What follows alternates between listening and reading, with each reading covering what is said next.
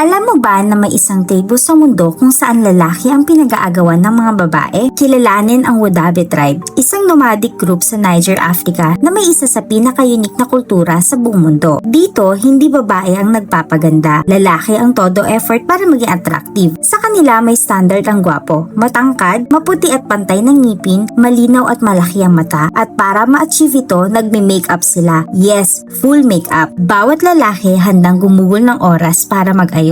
Ito ay para sa isang bagay, ang mapansin. Pinapakita nila ang kanilang ngipin, iniikot ang mga mata para magmukhang mas expressive dahil iyon ang basihan ng kagwapuan sa kanila. Ang kanilang festival na tinatawag na Gerewol, isang malaking male beauty pageant kung saan ang mga lalaki ay naglalaban para mapili ng babae. Habang sumasayaw sila sa harap ng maraming tao, ang mga babae ang hurado. At kapag may napili, pwede nilang kunin ang lalaking iyon kahit may asawa na sila. Oo, tama ang narinig mo. Sa Wodaabe tribe, normal lang na ang babae ay pumili ng bagong partner kung may mas attractive siyang nakita. Dito, love overrules. At ang tunay na laban hindi kayamanan kundi kagwapuhan. Mga trendspotters, papayag ba kayo sa ganitong setup? Kung ikaw ang babae, pipili ka ba na mas gwapo kahit may partner ka na? I-comment mo na yan and follow for more stories like this.